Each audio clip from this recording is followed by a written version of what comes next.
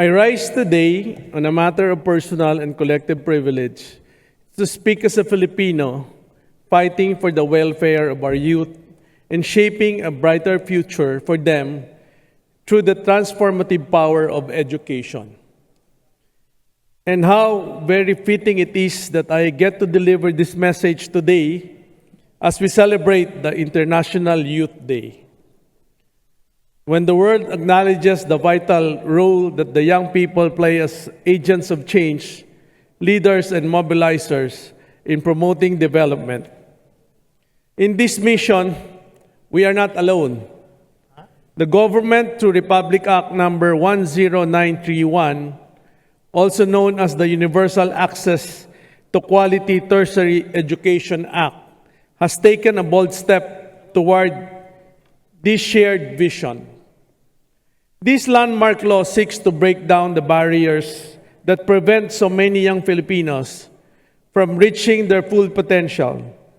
Its objectives are clear, deeply aligned with our collective aspirations: to provide adequate funding and other mechanisms to increase participation across all socio-economic classes in tertiary education, to ensure equal opportunity for all Filipinos to access quality tertiary education, whether in public or private institutions, to give priority to academically able students, especially those coming from poor families, to ensure that government resources in education are used efficiently and effectively, to offer proper guidance and incentives for young Filipinos in making informed career choices and in developing their skills towards nation building, and to recognize the essential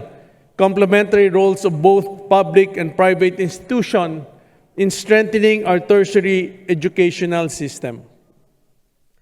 This is more than just a law. It is a promise that education will not be a privilege for the few, but a right for all. Reflecting on the testimonials shared by our graduates from Region 12, who received 60,000 under the Tertiary Education Subsidy Program, it is truly heartwarming and fulfilling to hear their stories of gratitude and success in pursuing their college education, all made possible through the subsidy and support they received.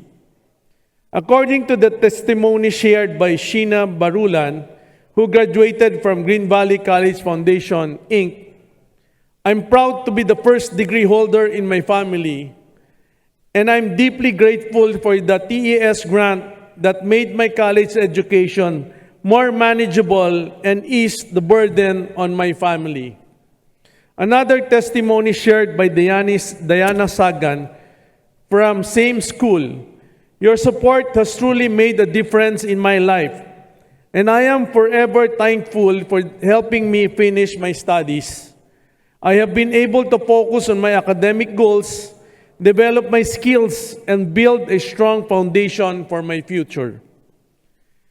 Through the tertiary education subsidy, we were able to give hope and pave the way for our youth to fulfill their dreams, making college education accessible without the fear of financial burden. But this has changed, and not for the better. According to Article 14, Section 1, our Constitution clearly dictates the rights of our youth for quality education. To quote, "The state shall protect and promote the right of all citizens to quality education at all levels and shall take appropriate steps to make such education accessible to all." Hindi ko mabilang ang mga estudyante na lumapit sa akin upang idulog ang hirap na kanilang dinaranas sa pag-aaral. Malaking tulong sana ang TES program upang mapunuan ang pinansyal na kakulangan ng mga kabataang Pilipino.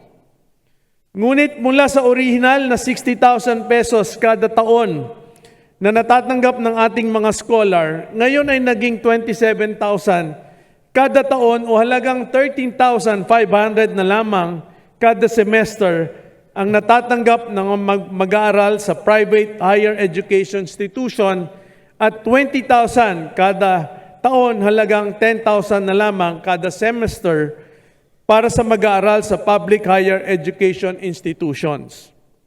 Ang sitwasyong ito, ang pagbawas ng kanilang subsidy ay isang patunay na paglalabag sa saligang batas na imbis na protektahan ang kanilang instead na proteksyonan natin ang kinabukasan ng bawat kabataan, ito ay talagang nakaapekto sa kanila. Nakasaad sa Republic Act number 10931 na ang cost of tertiary education ay ang tuition at other school fees, educational expenses, at cost of living allowance.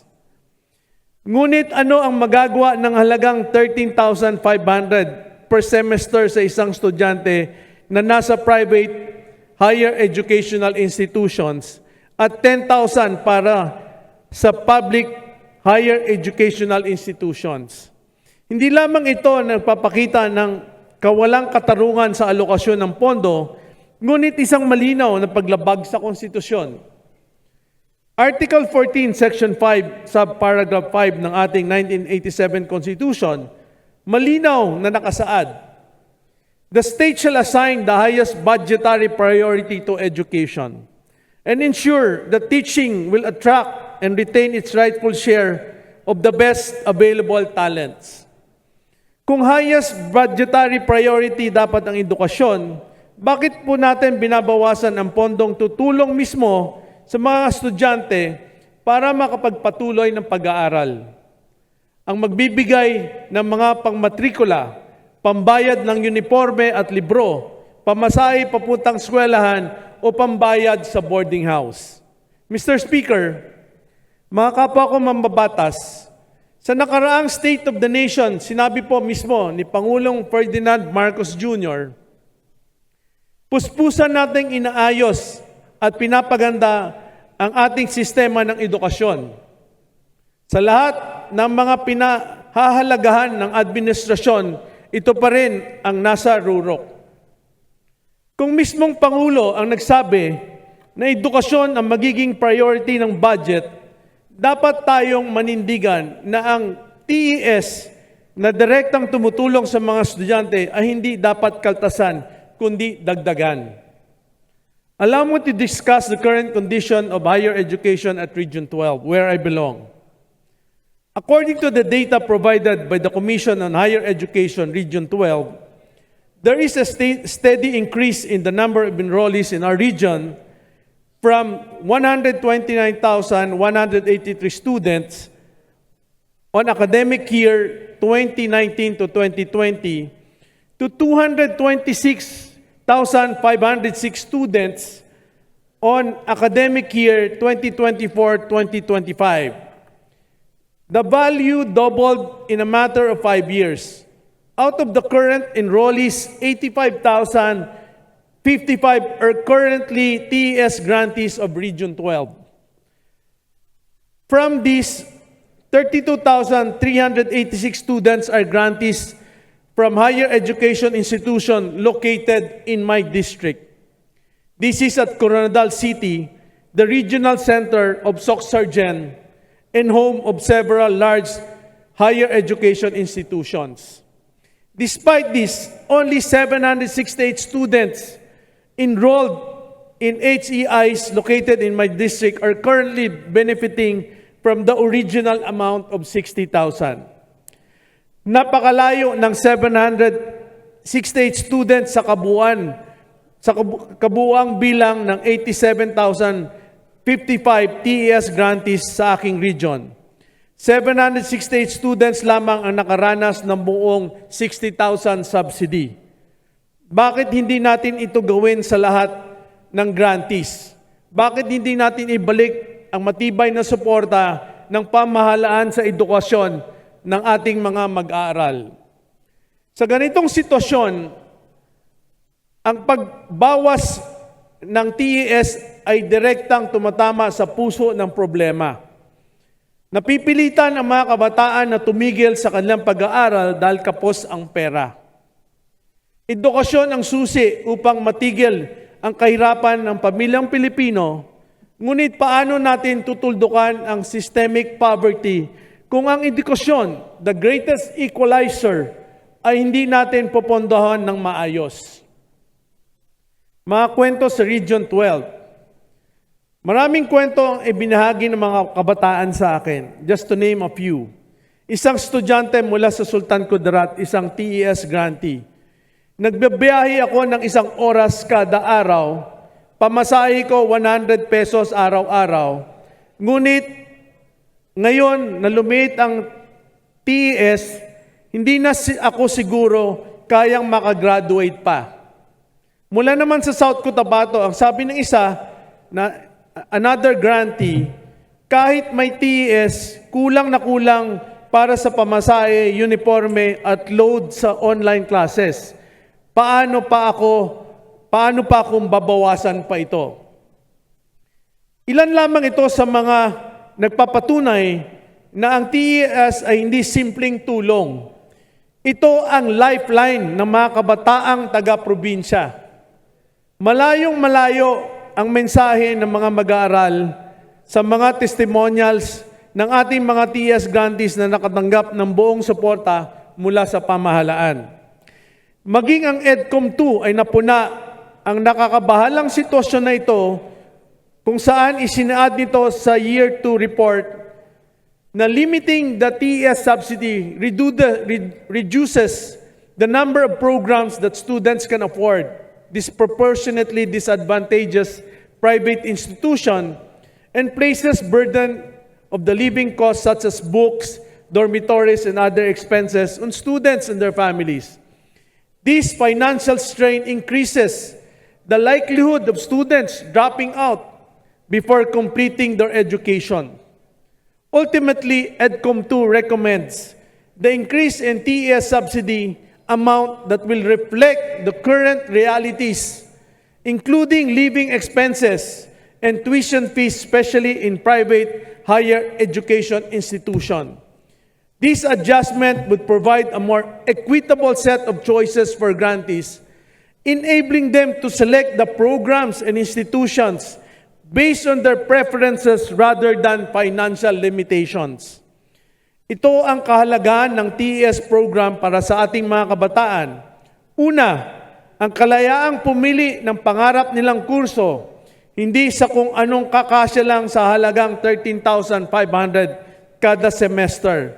Pangalawa, ang pagkakataon na makatapos ang pag-aaral dahil sa suporta ng pamahalaan. Sa kabila ng pag-aaral na ito, humarap na naman ng panibagong hamon ang aking rehiyon. Sa naganap na 48th regular meeting ng UNIPAS Board, kinilala ang pagkatatag ng UP School of Health Sciences sa Coronadal Campus na magdudulot ng reclassification ng Coronadal City na magiging non-place of no SUC-LUC category. Ano po ang implikasyon nito para sa ating mga kabataan? Mas marami ang hindi makaka-avail ng TES program. Bagamat maganda na magkaroon ng karagdagang edukasyon institution sa Coronadal City, ngunit hindi naman kayang ma-accommodate ng UP campus ang lahat ng mga estudyante na kasalukuyang naka-enroll sa private higher education institutions. Meron nga pong UP campus, ngunit ang tanging diploma ay midwifery lamang na kurso. Limitado ang slots at may prioridad na ibibigay ito sa ating mga indigenous people. Sa panahon na mawawala ang PNSL category sa aking distrito, ang mga enrollees sa private higher education institution ay hindi magiging prioridad sa ilalim ng TES program at magiging limitado na lamang sa listahan ng lista ng DSWD. This is the reason why I wrote a formal letter to the Commission on Higher Education and UNIPAS Board to urgently revisit and correct the policy of this reclassification. The current policy is unfair, unreasonable, and manifestly unjust. It disregards the reality faced by students from South Cotabato and defeats the very purpose of tertiary education subsidy to support those with limited access to higher education. Mahalaga ang partisipasyon ng private HIEIs sa pagpapasiguro ng lahat ng kabataan ay makapag-aral. Ang mga kurso na nasa Maynila ay meron din sa probinsya. Sa dahan-dahang pag-develop ng ating public educational institution, ating kilalanin ang tulong ng mga private institution sa pagbigay ng pag-asa sa bawat kabataang nais makapagtapos ng pag-aaral at bigyan ang mga kabataang naka-enroll sa private higher institution ng pantay na access sa tulong ng gobyerno. According to several jurisprudence on non-retrogression, once state grants a privilege, the right to it cannot simply be taken away without reasonable justification, safeguards, or procedural opportunities. Sa usapin ng edukasyon at karapatan ng mga kabataan, mahalagang alalahanin ang principle of non-retrogression. Hindi dapat bumababa ang antas o halaga ng suportang ibinibigay ng gobyerno sa mga kabataan. Kapag binawasan natin ang TES, malinaw na atras ito, hindi progreso. Sa madaling salita, kapag naipagkaloob na ang isang pribilehiyo, hindi ito basta pwedeng bawasan o ipagkait ng walang makatarungang batayan at tamang proseso. Mr. Speaker, kung itataas natin ang tertiary education subsidy, magiging mas mababa ang dropout rate. Mas maraming magtatapos at magiging productive workers. Mas makakapag-focus ang estudyante sa pag-aaral kaysa mag-aalala sa gastos. Basic right ang edukasyon na nararapat nating ibigay sa bawat kabataan. Pantay na laban para sa mga taga-probinsya gaya ng Region 12 na madalas naiiwan sa resources sa pamagitan ng private higher education institution, available na ang mga kurso na wala sa local universities and colleges and state colleges and universities. Hindi na kailangang lumuwas ng Manila na sa amin na mismo probinsya ang pagkakataon na makapag-aral ng gusto nilang mga kurso. Patas na pagkakataon sa bawat mag-aaral, lalo't higit na nasa low-income families na makapag-enroll ng kurso ang kanilang pinipili at pagkakataong makamit ang kanilang pangarap. At ang pinakamahalagang puntos, ang pagtatapos ng ating mga kabataan. Kaya naman po tayo gumawa ng ganitong batas ay upang mas madali ang access sa edukasyon ng mga kabataan. Tulong na nararamdaman ang ating nais ibigay, hindi kakarampot na subsidy. Isinumite ng higher education institution sa aking distrito na ilang datos na mahalagang bigyan pansin. Hindi na-sustain ang double-digit enrollment growth na 32.2% noong academic year of 2021 to 2022 at 54.4% noong academic year 2022 to 23. Sa katunayan, bumagsak ang growth rate na ito sa 5.3% noong academic year 2023-2024 at 0.3% noong academic year 2024 at 2025. Ito ang resulta ng pagbawas ng TES sa kabataan. Bakit pa ba sila mag-enroll kung hindi naman nila kaya ang gastusin?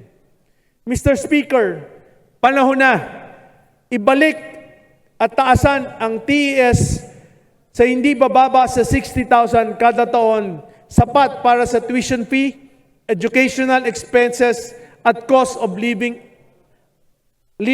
allowance ng kada rehiyon. I-index ang TES sa inflation at regional living costs para laging relevant. Siguraduhin ang timely release ng TES funds dahil delayed subsidy ay denied subsidy. Bigyan ng maayos na assessment ang bawat rehiyon, ang kalagahan ng private higher education institution sa pagtugtong ng kakulangan ng ating mga SUCs and LUCs sa infrastruktura, lalo na sa higit na course offering. TES is not dole out. Ito ay constitutional na mandato at moral obligation. Kung highest budget priority ang edukasyon ayon sa ating konstitusyon, lalo pat sinabi ng Pangulo na ito ang focus ng budget, wala pong dahilan para hindi natin taasan at ayusin ang TES. Education is not charity. It's a nation building.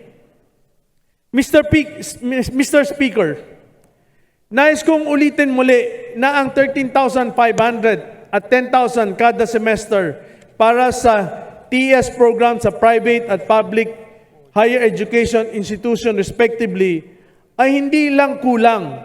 Ito ay kawalan ng katarungan at paglabag sa saligang batas. Ito ay pagtanggi sa pangako ng ating pamahalaan. Ibalik natin ang makatarungan at sapat na subsidy para sa bawat kabataan. Buksan natin muli ang pinto ng pag-asa. Maging susi tayo ng katuparan ng pangarap ng bawat kabataan, lalo't higit ang mga nasa probinsya ang makapagtapos ng pag-aaral. Thank you, Mr. Speaker.